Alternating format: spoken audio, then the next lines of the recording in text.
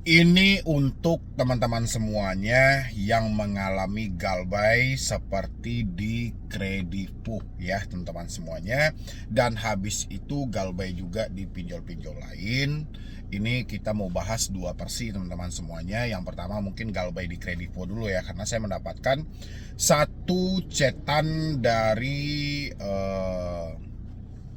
Instagram. Satu dari follower saya bercerita bahwasannya dia ada problem yang mana kakak dia meminjam di aplikasi Kredivo dan telatnya sudah 1 tahun teman-teman. Tapi ada debt collector yang datang dan habis itu kakaknya menjanjikan sesuatu, dan begitu dijanjikan kakaknya ini malah kabur dan nggak tahu kemana gitu loh, dan alhasil dia yang harus menanggung hutang itu. Sementara keadaan dan kehidupan dia pun juga sudah tidak memungkinkan. Yuk lihat dulu di sebelah saya ini. Malam bang, izin bang. Malam izin tanya untuk problem kakak saya punya hutang di Kredivo sudah 1 tahun tidak dibayar. Sedangkan beberapa hari kemarin dia ditemuin DC di rumah dan dipaksa dan mengiyakan persetujuan pengajuan untuk keringanan bayar pokok saja. Oke. Dipaksa, kata paksa ini tidak boleh ya sama sekali ya. Ini teman-teman harus tidak ada kata-kata pemaksaan gitu loh ya. Jadi makanya teman-teman itu penting juga melihat ID card dan surat tugas mereka. Di dalam surat tugas itu pasti berbunyi, ada bunyinya gitu loh. Mereka ditugaskan untuk apa? Apakah mereka ditugaskan untuk melakukan pemaksaan, suruh orang ini bayar pokok atau kayak mana? Gitu loh. Itu makanya penting kita melihat kelengkapan dari surat-surat mereka dulu ya.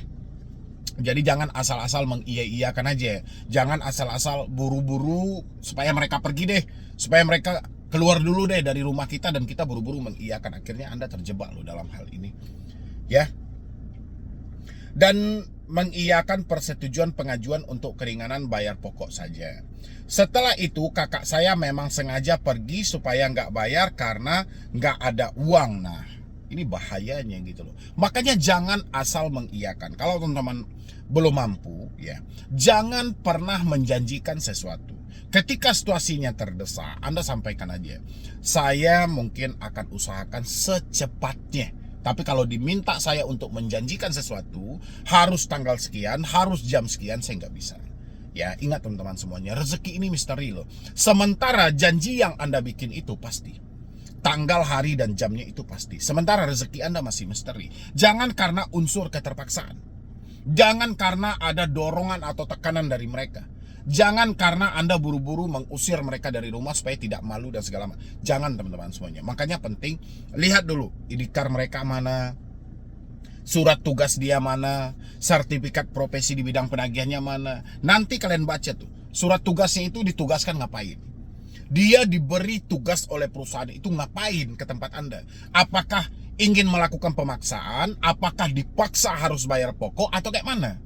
Kan itu ada keterangannya, surat tugas mereka itu ada keterangannya. Dan teman-teman jangan asal membuat kesalahan seperti ini. Jangan asal ngomong ya untuk buru-buru, habis itu dan nyampe, oh iya, tanggal sekian kita bayar, hari sekian kita bayar, jam sekian kita bayar. Jangan seperti itu. Tapi sampaikan aja. Kalau Andanya masih ragu soal di mana uang yang mau Anda ambil, mungkin Anda bisa sampaikan, saya akan usahakan secepat mungkin. Tapi kalau saya diminta untuk mengiyakan, harus ada perjanjian, harus tanggal sekian dan tanggal sekian, mohon maaf, saya nggak mampu menjanjikan hal itu. Itu aja sampaikan gitu loh ya. Tapi kalau sudah menjanjikan sesuatu, berarti Anda berani dong dalam hal itu. Berarti ada uang yang mau Anda ambil. Ini bahaya teman-temanku. Habis itu lagi nggak bayar karena nggak ada uang. Sedangkan akhirnya DC ke rumah, ke saya dan ke orang tua saya dengan nada tinggi dan sangat tidak sopan. Nah ini bang ya, mungkin abang yang mewakili saudara abang atau kakak abang lah. Abang ketika ada debt collector berbicara dengan nada tinggi, seakan-akan melakukan penekanan atau berbicara dengan sangat tidak sopan, tolong bang buktinya divideokan, harus ada rekamannya, fotonya gitu loh. Makanya itu kita harus tahu dulu SOP-nya seperti apa. Apakah SOP Anda ditugaskan seperti ini? Dari perusahaan Anda, apakah seperti ini Anda diminta untuk melakukan penekanan dengan berbicara dengan nada tinggi, ya. Bahkan saking tingginya suara dia, 5 sampai 10 rumah ke kanan dengar, begitu juga sebaliknya. Ya. Makanya kita jangan mau mereka ngomong dengan nada tinggi. Kalau mereka tidak sopan, usir dari rumah itu. Rumah itu milik Anda loh. Anda rajanya. Ya. Ngapain mereka ngomong dengan nada tinggi, dengan tidak sopan, datang-datang ke rumah orang? Ini kan dalam penyelesaian masalah. Lagian Anda bukan si debeturnya. Si debeturnya pun juga tidak layak mereka berbicara dengan nada tinggi dan tidak sopan. Ya, ada SOP-nya. Ada aturannya. Duit ini bukan duit bapak dia gitu loh. Ya, mereka kan bekerja di sebuah perusahaan itu. Mereka diperintahkan, diberikan surat tugas. Tapi bukan berarti harus dengan nada tinggi dong. Dengan kata-kata yang tidak sopan. Itu juga harus teman-teman lihat situasinya gitu loh. Kalau rasanya mereka ini tidak sopan sama sekali, usir. Mohon maaf Pak, mohon maaf Bang, silahkan Anda keluar dari rumah saya. Kayak gitu aja gitu loh. Lantang-lantang aja. Habis itu di sini akhirnya mau nggak mau saya bayar DP yang 1,4 juta Bang. Dan nanti dia mau ke rumah lagi tanggal 24. Ke rumah untuk nagih 12 jutanya saya. Saya jujur nggak mampu dan bukan hutang saya. Saran Bang, saya laporkan TNI atau polisi atau bagaimana? Kamu laporkan. Ya, laporkan ke pihak kredivonya, kamu laporkan karena itu adalah anggota mereka atau karyawan mereka, laporkan ke kredivo, laporkan kepada OJK. Tapi sebelum kamu melaporkan harus ada buktinya.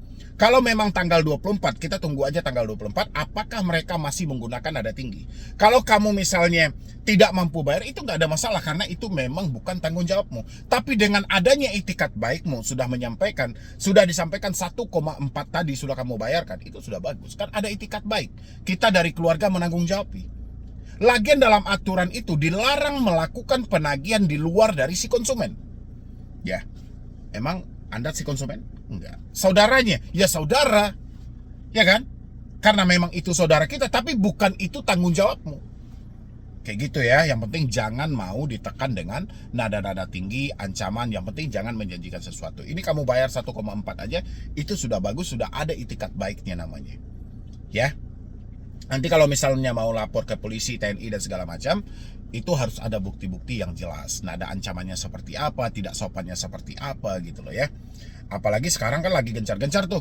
Saya rasa memang debt-collector ini yang tidak beretika, yang tidak tahu aturan. Memang evaluasi ini nggak cukup, tapi dipecat aja mereka-mereka yang tidak tahu aturan gitu loh. Kan masih banyak debt-collector yang masih berkualitas dan segala macam. Debt-collector yang mempunyai sertifikat profesi di bidang penagihan, pasti mereka lebih bisa menguasai situasi di lapangan tanpa harus dengan nada kekerasan, ya. Atau tetap harus bayar karena kakak saya pergi terlalu singkat dan kelihatan nggak masuk logika saya gitu loh. Ya sudah, kalau Anda punya uang bayarkan, kalau tidak ya jangan gitu loh. Ya, karena ini kan bukan ranah Anda juga. Tapi kalau Anda ada uang dan Anda mempertanggungjawabkan hal itu, ya kenapa tidak? Ya, soal bayar atau tidak itu lebih ke kondisi hidup Anda aja. Tapi kalau mereka bertindak tidak SOP, tidak sesuai dengan aturan, malah mengutamakan ancaman, jangan mau teman-teman semuanya. Ya, karena Anda bukan untuk ditindas. Jadi sampaikan sama mereka, Anda kalau hanya untuk melakukan penekanan, silahkan berangkat dari rumah saya. Ya, yo ini ada lagi teman-teman. Bang, izin saya mau tanya dan sharing, semoga berkenan dijawab. Saya akhir Mei pernah terjerumus di komunitas jasa pinjol. Mau ke kantor tersebut karena lihat YouTube dan IG. Seperti terpercaya karena banyak artis juga yang ada di video Instagram tersebut. Saat sebelum jatuh tempo di GoPay pinjam, saking saya bingung atau panik dulu karena habis kena tipu, tugas akun kerja Shopee juga, makanya pikiran kemana-mana. Ini kayak mana sih konsepnya orang ini gitu loh. Perasaan saya yang ngirim DM ke saya ini sudah pernah saya terangkan di bulan Juli gitu loh. Sekarang malah terjebak lagi dalam komunitas ini. Jadi kontak nomor HP saya udah dikirim via email ke komunitas itu. Saat saya backup nomor HP, jadi tukaran kontak istilahnya. Saya dapat nomor kontak HP orang lain. Nah, nomor HP kontak saya dikirim ke email komunitas tersebut. Nah, inilah yang paling berbahaya gitu loh. kalau saya marah sama Anda bisa nggak sih? Gitu loh. Contoh, Anda mengirimkan semua data kontak Anda ke mereka. Mereka mengirimkan semua kontak orang lain kepada diri Anda. Oke, ini saling barteran. Habis itu Anda minjam pinjol. Oke, Anda minjam pinjol. Ya. Dan kebetulan nomor saya ada di salah satu kontak Anda. Oke, pada akhirnya saya ikut diteror. Kalau misalnya nanti meminjam di pinjol ilegal, itu yang kurang ajar diri Anda sebenarnya gitu loh. Tukaran kontak gitu loh. Inilah yang mencelakai. Kadang-kadang orang bingung kan. Nomor dia tidak pernah terjamah sama sekali oleh pinjaman online. Tiba-tiba ada telepon yang mencaci maki. Gara-gara seperti inilah.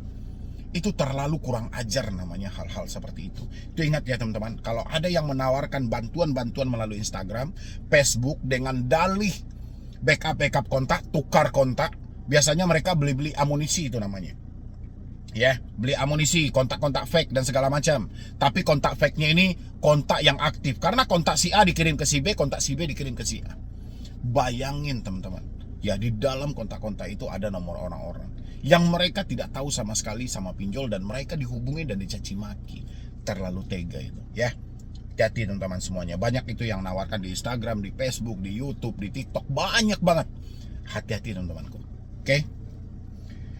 Habis itu di sini lagi, nah nomor HP kontak saya dikirim ke email komunitas tersebut. Dalih katanya supaya saat galbay pihak DC nggak hubungi kontak HP real saya. Iya jelas, karena di handphonemu sudah ada kontak orang lain. Sementara kontak handphonemu dikirimkan ke orang lain, ini kan dibarter. Ya mana mungkin nanti ketika ada DC menagih kepada kontakmu, ya kontakmu itu karena kontakmu kontak palsu. Karena orang di kontakmu itu tidak ada yang mengenalmu, ya jelas itu bukan kontak real. Berarti kamu sudah tergabung dengan komplotan perampok online. Saya kurang suka hal ini, padahal di bulan Juli dulu. Ini orang sudah pernah saya bahas juga. Ya, sudah pernah saya kasih edukasi juga gitu loh. Saya nggak lanjut di komunitas jasa pinjol tersebut karena nggak ada uang untuk bayar jasa dan data saya sudah jelek, katanya nggak bisa dapat pinjaman. Oke, kamu nggak lanjut di situ. Tapi data kontak yang sudah kamu kirimkan, itu kontak itu akan dijual lagi kepada orang lain. Ya, dengan dalih data fake yang sama. Bayangin teman-teman semuanya gitu. Gara-gara kecerobohan. Ya, jasa-jasa seperti ini perampok online semua ini udah. Data saya juga sudah jelek. Nah, saya galbay mandiri jadinya DC teror via WA, dihubungi nomor kontak seperti ini, Bang. Itu foto ini penipuan kah? Ini apa lagi nih? Masalahnya nomor lo dijadikan kontak penjamin di sini. Jadi jika tidak ada pembayaran lo yang akan dihubungi. Ya udah, itu gara-gara salah satu efek kamu tukaran barter kontak tadi, ya orang-orang tadi lah menjadikan nomormu sebagai penjamin gitu. Ya udahlah, biarin aja ya. Yang penting teman-teman semuanya, kalau Anda mendapatkan tawaran-tawaran seperti ini melalui Instagram dan lain sebagainya dengan dalih penyelesaian hutang, backup data, dikuasakan dan segala macam, tinggalkan aja teman-teman semuanya. Anda tidak mampu bayar karena uang. Jangan hambur-hamburkan uang Anda, lebih baik pakai uang Anda untuk sesuatu hal yang penting. Mungkin bayar hutang Anda jauh lebih baik daripada Anda menghambur-hamburkan uang dengan hal-hal yang tidak jelas. Oke teman-teman semuanya, mungkin dari saya cuma itu aja. Mudah-mudahan ini membantu. Terima kasih banyak teman-teman telah hadir di sini untuk mensupport dan mendukung. Mudah-mudahan channel ini makin berkembang. Dan saya akhiri dengan wassalam.